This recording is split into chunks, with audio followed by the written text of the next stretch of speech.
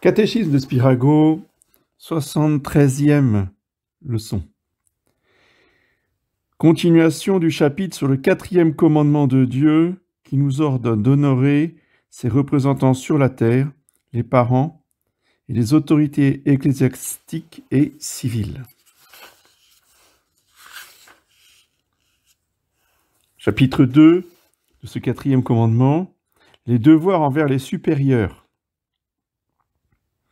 Pour le gouvernement de la société humaine, Dieu a institué 2 pouvoirs, la puissance spirituelle et la puissance temporelle, qui sont symbolisés par les 2 glaives, la doctrine des 2 glaives, le glaive temporel et le glaive spirituel, résumé par le pape Boniface VIII dans la bulle Unam Sanctam. À la puissance spirituelle, Dieu a soumis les âmes. À la puissance temporelle, Dieu a confié le maintien de la paix et de l'ordre matériel ou de l'ordre naturel et humain. Donc le premier glaive de la puissance spirituelle est manié par le pape et le deuxième glaive de la puissance temporelle est manié par le roi. Dans toute la création, nous constatons la subordination de certains êtres à d'autres. Par exemple, la Lune gravite autour de la Terre, et la Terre, avec les autres planètes, gravite autour du Soleil. Le règne minéral nourrit le règne végétal, celui-ci, le règne animal, et tout est à la disposition de l'homme. Il y a une subordination même entre les animaux. Les abeilles ont une reine.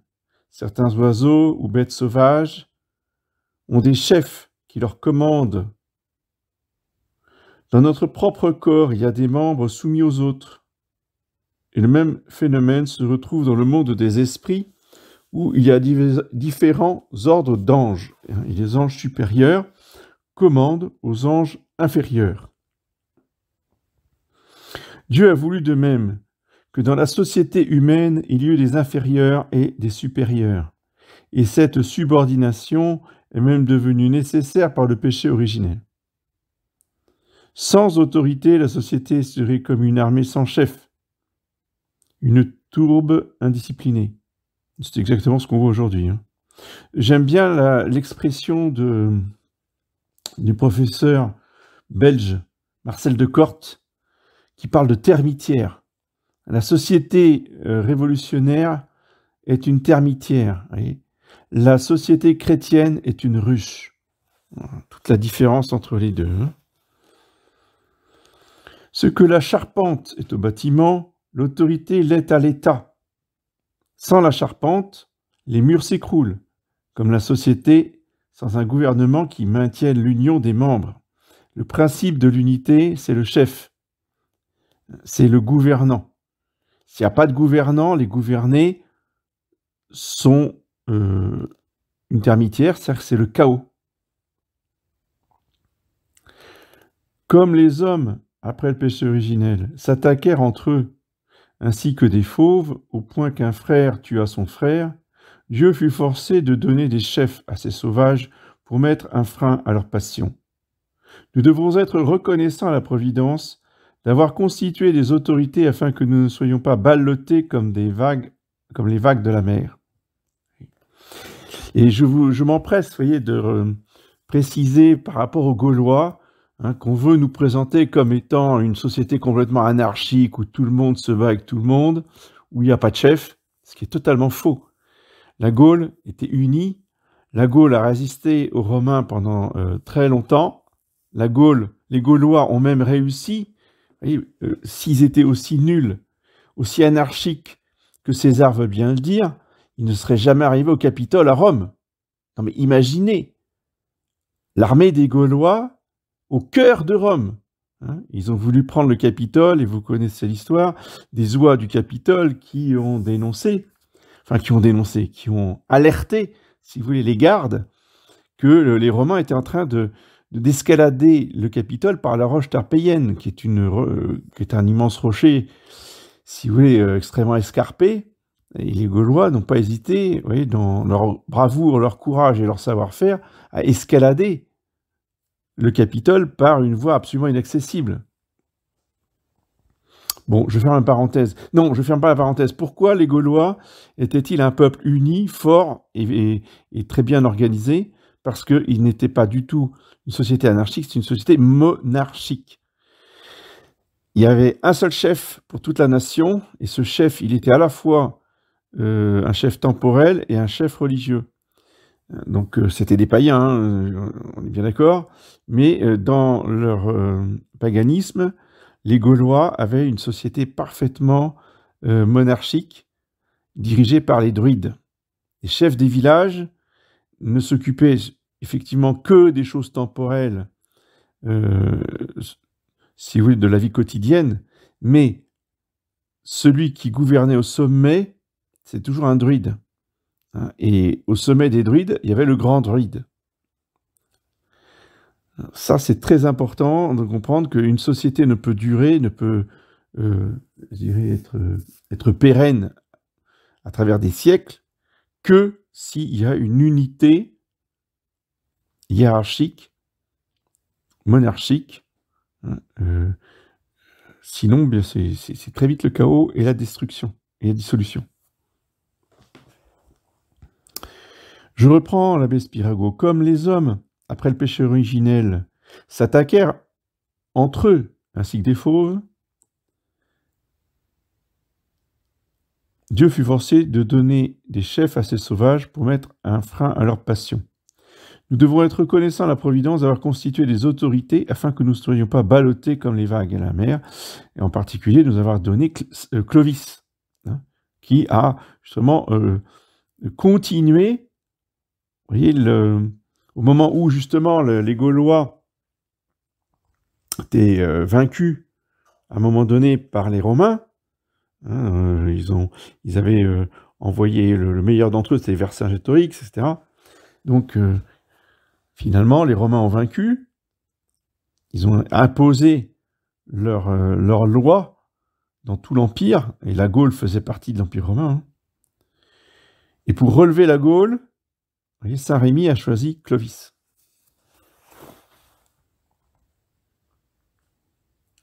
De même qu'il y a au firmament deux astres pour éclairer le jour et la nuit, ainsi il y a deux puissances, la puissance spirituelle et la puissance temporelle.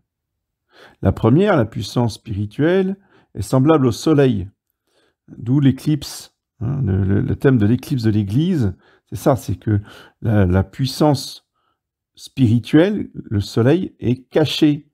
Hein. Donc la puissance spirituelle est semblable au soleil, elle est supérieure à l'autre, parce qu'elle conduit l'homme à sa fin céleste et éternelle, tandis que le pouvoir de l'État n'a en vue que le bien terrestre et passager des citoyens. Le règne du Christ est semblable au soleil, il éclaire le jour du monde des âmes.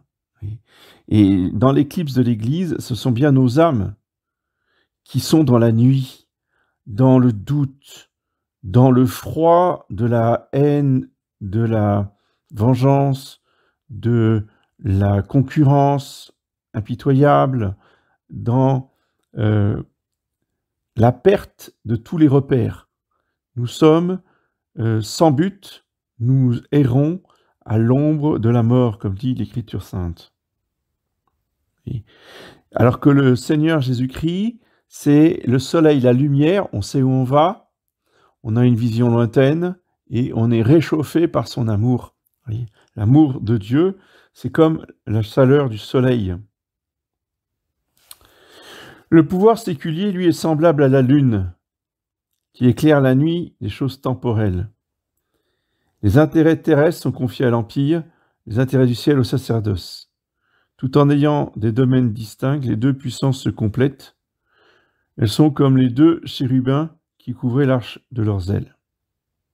Dieu a confié l'autorité spirituelle suprême au pape et la souveraineté temporelle au chef de l'État, et en France, c'est le roi, sacré par l'évêque de Reims.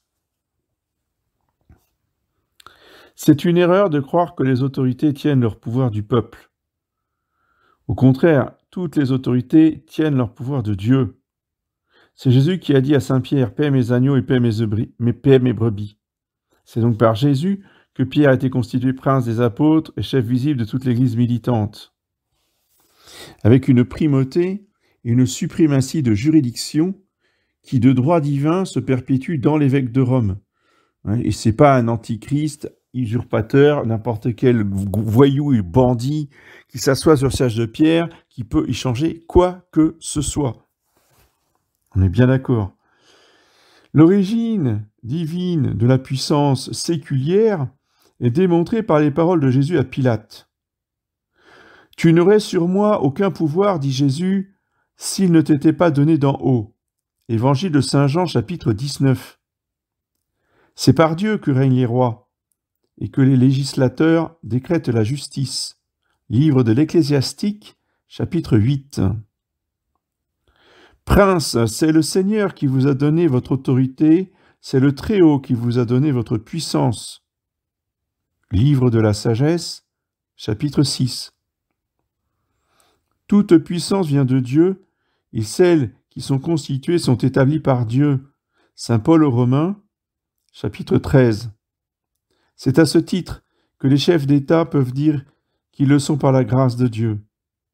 Dans la plupart des États, le souverain n'est que constitutionnel, c'est-à-dire qu'il est obligé de tenir compte du vote des représentants du peuple. En Europe, les souverains de la Russie et de la Turquie sont seuls absolus, au début du siècle. Aujourd'hui, c'est évidemment, le tsar est tombé, c'était avant la révolution bolchevique, tout ça. Aujourd'hui, il n'y a plus aucun roi au pouvoir absolu. Tous les rois sont des rois des monarchies, des monarchies constitutionnelles, c'est-à-dire qui n'ont aucun pouvoir. C'est l'assemblée élue par le peuple qui gouverne, par le Premier ministre, mais le roi n'est là que comme symbole d'unité pour la nation. Nous avons à l'égard du pape et du chef de l'État des devoirs analogues à ceux envers Dieu, parce qu'ils sont ses représentants, dans la mesure où ils sont légitimes. Les représentants de Dieu, les prêtres et les laïcs, sont souvent appelés serviteurs de Dieu. Et le pape, le titre officiel du pape, c'est serviteur des serviteurs de Dieu. Ou bien loin du Seigneur, comme on appelle vice-roi le représentant d'un roi. Le pape s'appelle le serviteur des serviteurs de Dieu. À Dieu nous devons l'adoration et la fidélité, le respect, le service. Ainsi, devons-nous à ses représentants légitimes, je précise, obéissance, fidélité, respect et service. Et nous avons à remplir ces devoirs avec d'autant plus de bonne volonté que le pape et le chef de l'État, en l'occurrence le roi, sacré par l'évêque de Reims, ont de graves et multiples soucis dans leur gouvernement, contrairement à l'opinion de ceux qui croient leur vie commode et facile. Tandis que les passagers s'entretiennent agréablement, le pilote a des soucis et un travail continu. À tout instant, il a l'œil sur l'horizon et la boussole. Il est exposé à toutes les intempéries et souvent privé de sommeil. Il en est ainsi des supérieurs. Beaucoup de gens ont l'air de croire que les autorités n'ont que des devoirs et les subordonnés rien que des droits.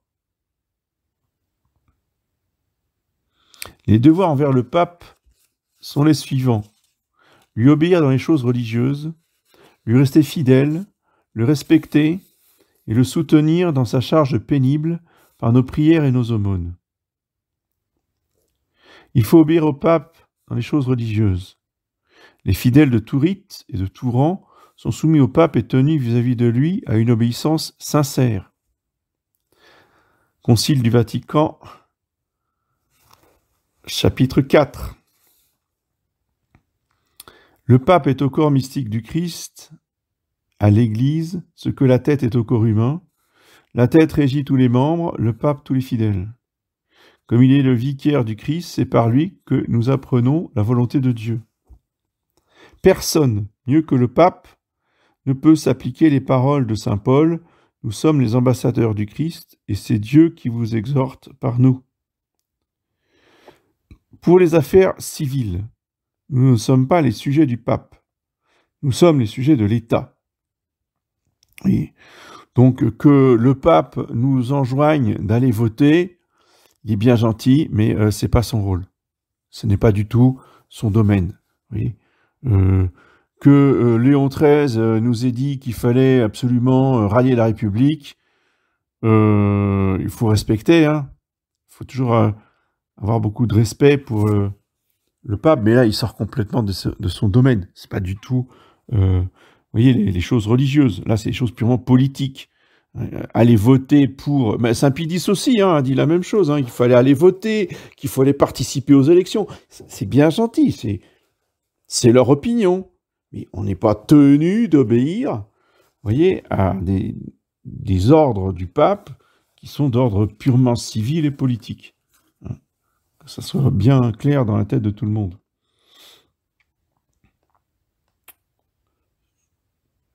Par contre, ce que très peu de gens faisaient, malheureusement, quand le pape parle des choses religieuses, de la foi, condamne la franc-maçonnerie, non pas à cause des méfaits que la franc-maçonnerie provoque dans la société, mais parce que c'est une société satanique qui veut détruire l'Église. C'est pour ça que là, le pape est tout à fait dans son domaine en condamnant et en excommuniant ceux qui s'inscriraient en loge maçonnique parce qu'ils participeraient consciemment ou inconsciemment à la destruction de l'Église. Oui, il est tout à fait dans son rôle, ce qui n'est pas le cas pour aller parler sur les élections. De même que si un pape disait qu'il faudrait voter pour tel candidat ou pas, je ne dis pas qu'il ne pourrait jamais le faire, mais c'est pas son rôle. Il n'a pas à donner de telles consignes.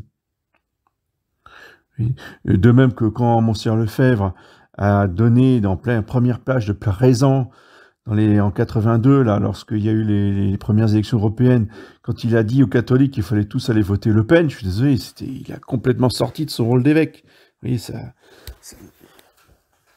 aucune valeur comme déjà qu'il n'avait pas de juridiction d'évêque, mais en plus, là, c'était vraiment pas ni prudent, ni correct de donner une telle consigne de vote.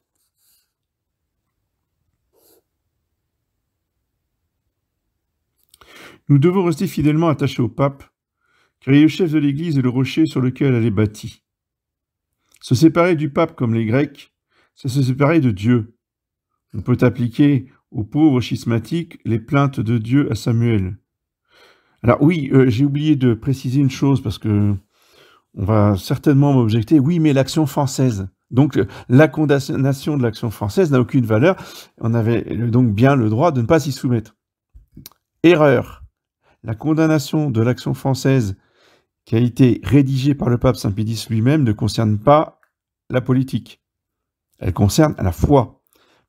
Elle concerne justement le paganisme et l'opposition à la doctrine sociale de l'Église de l'Action française. Et là, le pape était tout à fait dans son domaine religieux. Maurras n'a pas été condamné pour défendre le roi ou pour défendre cette pourriture de comte de Paris, si vous voulez. Le pape n'a absolument pas pris position là-dessus. La condamnation de l'Action française concerne uniquement, si vous voulez, l'opposition entre l'enseignement de l'Action française et la doctrine sociale de l'Église. Voilà. C'est dit. Donc, il faut respecter le pape, d'après l'ordre du Christ qui disait à ses apôtres « Qui vous méprise me méprise, et celui qui me méprise, moi, méprise mon Père qui m'a envoyé. » Or, comme le pape est le premier parmi les représentants de Jésus-Christ, c'est à lui que revient le respect le plus profond. C'est à cause de sa dignité que nous l'appelons sa sainteté. Il faut enfin soutenir le pape par la prière et l'aumône, ce qu'on appelle le denier de Saint-Pierre. Celui qui ne prie pas pour ses parents est un mauvais fils, et celui qui ne prie pas pour le pape est un mauvais chrétien. Et d'ailleurs, c'est pour ça qu'il y a des oraisons dans le missel, que l'on peut réciter très souvent dans les messes simples, semi-doubles. Vous voyez, on rajoute il faut qu'il y ait 3 oraisons, donc on en rajoute 2. Il y en a une à Cunctis, pour la défense de l'Église en général. Et on peut rajouter ce que ne fait plus jamais nous, parce que y en a plus. Mais s'il y en avait un, vous voyez, on pourrait choisir donc comme 3e oraison, l'oraison pour le pape. C'est très important que tous les prêtres tous les prêtres du monde entier, vous voyez, prient régulièrement pour le pape. Donc la liturgie a prévu cela.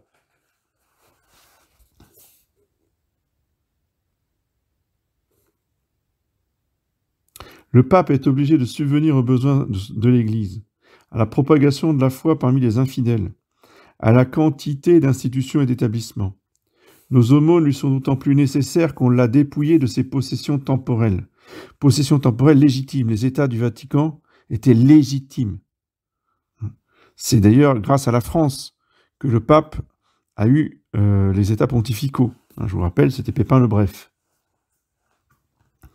Ces aumônes s'appellent le denier de Saint-Pierre. Si chaque catholique donnait ce simple denier, quelques euros, que de millions on recueillerait sur toute la planète, vous imaginez. Et ça aiderait beaucoup le pape. Quand il y en aura, si je n'avais pas d'envoyer vos euros à l'Antichrist, qui est à Saint-Pierre actuellement. Mais quand il y aura un pape catholique, oui, vous voyez, envoyer des dons au pape, c'est très très important.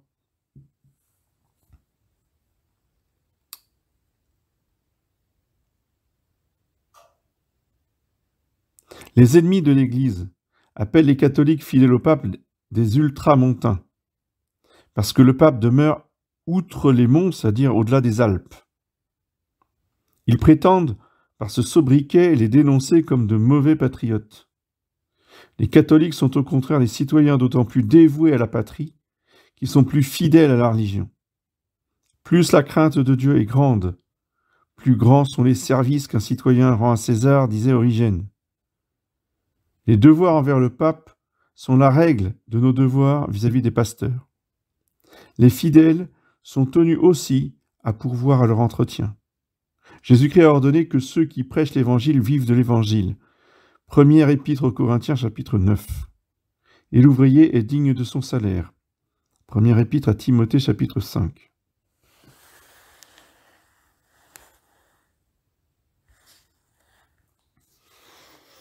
Les devoirs envers le chef de l'État. Ces devoirs consistent à obéir aux lois justes, et je souligne justes. Toutes les lois ne sont pas justes. Et une loi juste, c'est une loi légitime. Une loi injuste est une loi illégitime. Une loi, pour être légitime, doit être conforme au droit naturel et divin. Pas d'être conforme à ce qu'a voté le Parlement. Une loi qui a été votée par le Parlement est une loi légale. Mais elle peut être légale et illégitime si elle contredit le droit naturel et divin. Donc les citoyens doivent obéir aux lois justes que le chef de l'État promulgue, à lui être fidèle, à le respecter et à payer les contributions et les contributions, ces impôts, et l'impôt du sang. Il faut obéir aux lois de l'État parce que les ordres de l'autorité sont les ordres de Dieu, dans la mesure où le gouvernement est légitime, où le chef d'État est légitime, encore une fois. Non seulement par crainte pour Dieu, à l'exemple de Marie et Joseph, qui se rendirent à Bethléem pour se soumettre à la loi du dénombrement, mais quand les lois prescrivent quelque chose de contraire à la volonté de Dieu, il faut alors agir d'après les maximes des apôtres. Il vaut mieux obéir à Dieu plutôt qu'aux hommes.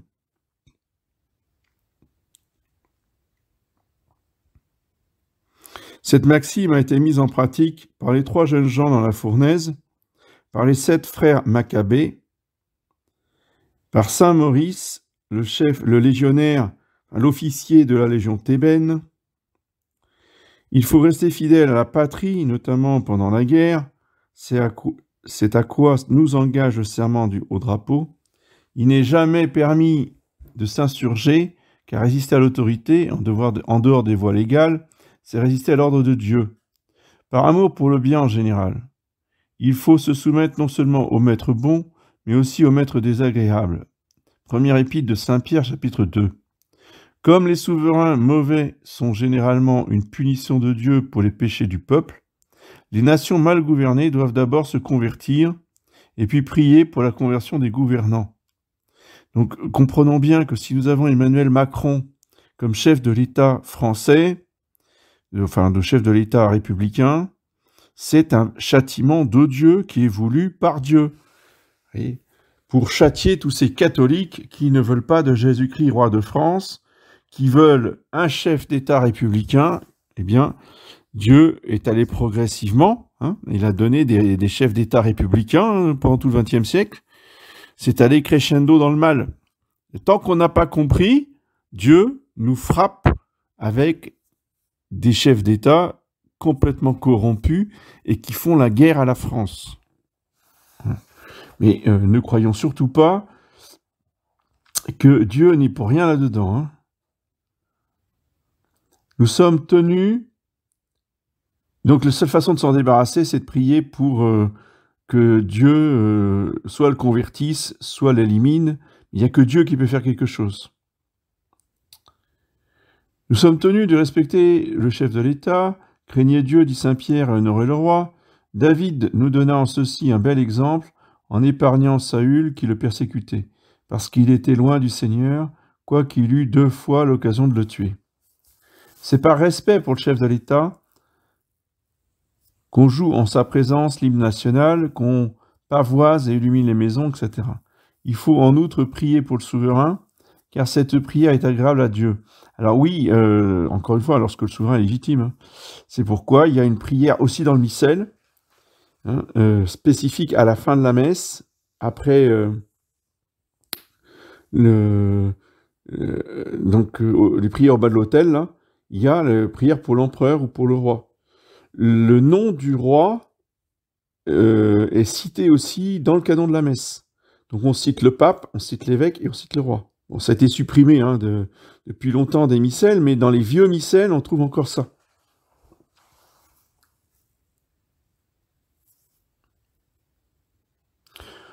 Donc en priant pour le chef de l'État, nous prions pour nous-mêmes, car nous obtenons pour lui la grâce de nous régir utilement.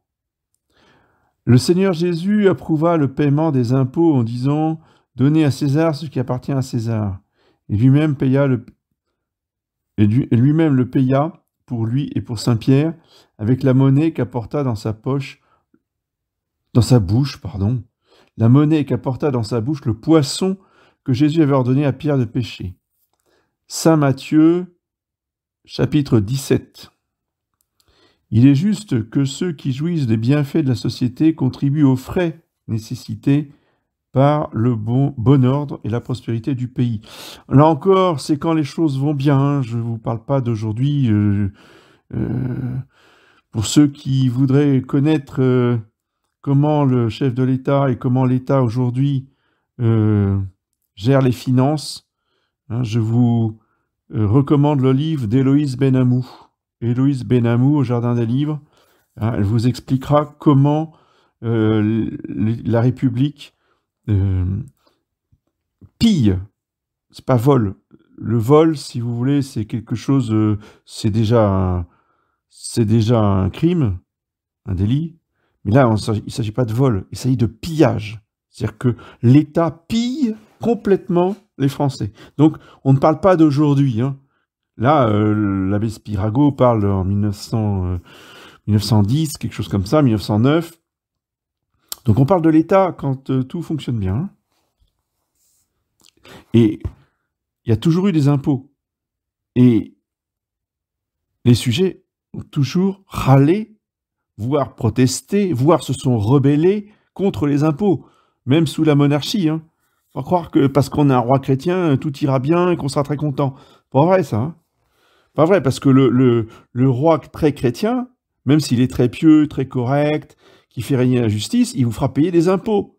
Hein. Et pour beaucoup, ça sera toujours trop. Hein. Donc il faut comprendre que le paiement des impôts est voulu par Jésus-Christ, hein, même dans une société en ordre. Frauder les impôts, ce n'est pas catholique. Il est juste que ceux qui jouissent des bienfaits de la société contribuent aux frais nécessités par le bon ordre et la prospérité du pays et la défense du pays. C'est normal que les citoyens payent pour qu'ils aient une armée qui soit suffisamment forte pour les défendre. De même que l'estomac renvoie aux membres la force des aliments, ainsi le gouvernement emploie les produits des impôts pour le bien de tous, pour le bien commun, quand ça fonctionne, hein, quand ils font bien leur travail. La construction, par exemple, la construction des écoles, la construction des routes, les chemins de fer, les hôpitaux. Alors, quand on voit l'état de l'hôpital aujourd'hui, où justement le gouvernement ne donne plus un centime, ne paye plus personne, vous voyez, ferme les maternités, bon. Donc on ne parle pas d'aujourd'hui, on parle dans le cas où l'État fait son travail, et où, justement, il entretient tout cela, où il développe tout ça. Et pour l'entretien de l'armée et des fonctionnaires de l'État. On appelle impôt du sang le service militaire à fournir par les citoyens valides en temps de paix et en temps de guerre, et dont le but est de maintenir la paix et de défendre la patrie. Sacrifier sa vie, notamment à la guerre pour le bien de ses compatriotes, est une action très méritoire devant Dieu. Nous avons un bel exemple d'esprit de sacrifice patriotique dans le roi de Sparte, Léonidas, et de ses 300 soldats qui défendirent les Thermopyles contre les forces immenses des Perses et qui, trahis enfin par Éphialte, moururent héroïquement. Les nations civilisées dispensent les prêtres catholiques du service militaire parce que l'effusion du sang est incompatible avec leur État. Les devoirs vis-à-vis du chef de l'État sont à reporter en proportion sur les fonctionnaires. Soyez soumis aussi bien au souverain parce qu'il a le pouvoir suprême qu'aux magistrats désignés par lui, car telle est la volonté de Dieu. Première épître de Saint Pierre, chapitre 2. Les citoyens doivent encore soutenir le chef de l'État en envoyant dans tous les corps élus des députés capables de sentiments chrétiens. Le souverain constitutionnel ne produit que des lois délibérées et faites par les députés du peuple.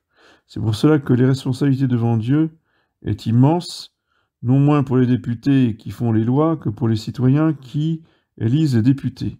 Alors là, bon, ça c'est les opinions personnelles de l'abbé Spirago. On dit qu'il faut évidemment élire des députés catholiques ou qui sont... Mais bon, il y a une chose que n'a pas vu du tout l'abbé Spirago, comme la plupart des ecclésiastiques du XXe siècle.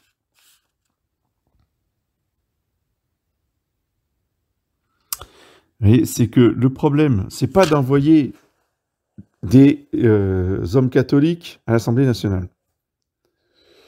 C'est ce qu'il dit là. Hein. Bon, je ne vais pas le lire, je saute le passage parce que là, je vous dis, ça, ce sont des opinions politiques. Il cite des ecclésiastiques, bon, très bien, mais ils sont complètement à côté de la plaque. Pourquoi? Parce que le problème, et ce que n'a pas vu non plus Saint-Pédis, mais parce que c'était pas son domaine, il n'était pas infaillible, il n'était pas inspiré du Saint-Esprit, en disant aux catholiques, allez voter pour des gens bien. Ouais. Le problème, c'est pas de voter pour des gens bien. En plus, on a eu l'expérience de vote pour des gens bien. Hein, donc, à la fin du 19e, où on a eu la majorité à la Chambre, à l'Assemblée nationale, des députés royalistes. C'est pour ça qu'on a appelé ça la chambre bleue. Il y avait la majorité de royalistes catholiques qui allaient à la messe, qui étaient pieux, qui récitaient leur chapelet, c'est des gens bien. Ils n'ont réussi à rien. Et pourquoi n'ont-ils réussi à rien?